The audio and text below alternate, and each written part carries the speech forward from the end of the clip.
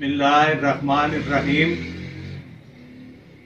हजरात, आज मैं आपको खूनी व बादी बवासीर का एक सन्यासी नुस्खा बताने जा रहा हूँ, जो सन्यासी इब्राहिम बाबा का अनायत करता नुस्खा है, जो मैं 1992 से लेकर आज दिन तक बना रहा हूँ। सिर्फ एक हफ्ता के इलाज से खूनी व बादी बवासीर का खात्मा हो जाता है।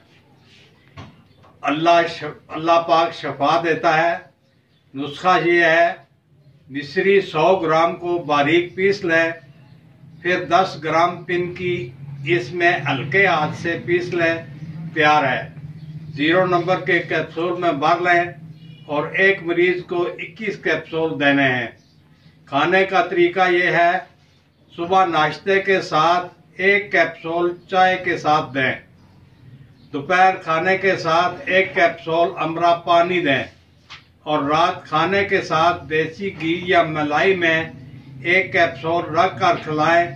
ऊपर से नीम गर्म दूध पिला दें। इंशाअल्लाह 7 दिन के बाद खूनी व बादी दोनों बवासीर ठीक हो जाएंगी इंशाअल्लाह।